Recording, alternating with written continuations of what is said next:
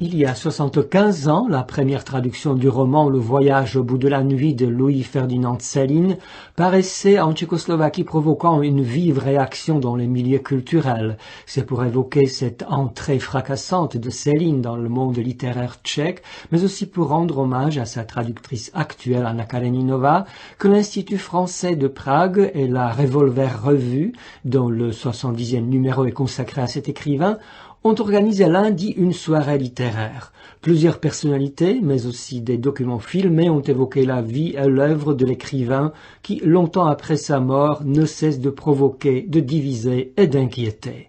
Parmi les intervenants, il y avait aussi Alice Stachkova, membre du bureau de la Société des études céliniennes, qui a résumé pour Radio Prague la réception de l'œuvre de Céline dans le milieu tchèque. Résumé, oui, mais il faut d'abord souligner qu'il s'agit d'une réception d'une ampleur, d'une intensité telle qu'elles sont vraiment comparables avec celles dans son pays d'origine, ce qui est, en comparaison par exemple avec l'Allemagne, une affaire véritablement considérable. Entre deux guerres, la réception est particulièrement profonde et on voit même le fait que la vie sur l'œuvre et la vision du monde que donne Céline dans son premier et même dans son deuxième roman divise même les rédactions d'un même journal. Donc, ce qui est un phénomène qu'on rencontre en France en même temps. Après la Seconde Guerre, après 1948, l'œuvre de Céline est indésirable. En Tchécoslovaquie, pareil comme en l'ex-RDA. Après 89, on voit un ressort remarquable de la réception célinienne qui est due à la traduction extraordinaire due à Anna Kareninova. Donc on peut résumer que l'œuvre de Céline a eu vraiment de la chance pour ce qui concerne les traducteurs en tchèque, dont entre deux guerres Jaroslav Zaorálek, après 89 Anna Kareninova. Quelles ont été les réactions à la première parution du voyage au bout de la nuit, qui était considérée souvent comme une œuvre diabolique, une œuvre infernale? Le premier qui a introduit Voyage au bout de la nuit dans le milieu tchèque était un écrivain d'ailleurs d'origine juive, Richard Weiner, qui était à l'époque correspondant du quotidien Lidové noviny et qui a écrit à l'époque lors de l'affaire Goncourt.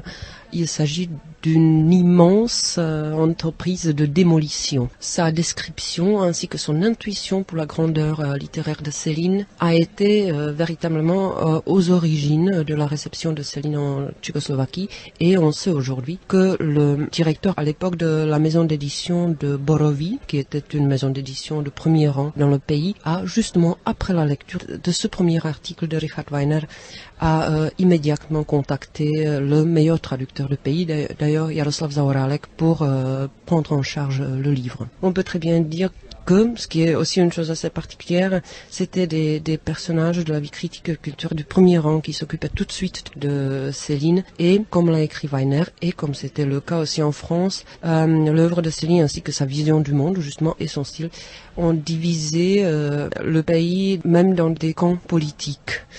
Donc, on voit très bien, il a été assez bien accueilli par la gauche, tout comme en France, avec une petite réserve. Il a été très bien accueilli par le prince de la critique tchèque, qui était František Xaver-Šalda, qui a écrit une étude qui jusqu'aujourd'hui mérite d'être lue.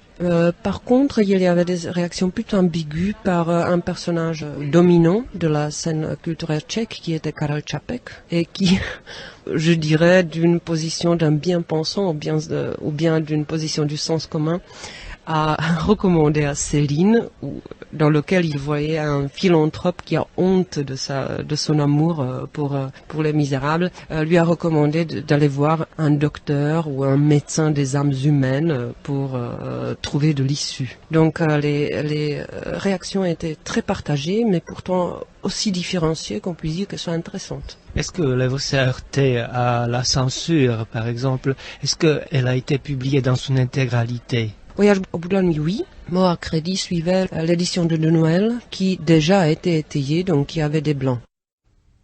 Plus de détails sur la réception de Céline en Tchécoslovaquie et en République tchèque dans la rubrique Rencontres littéraires le samedi 24 mai.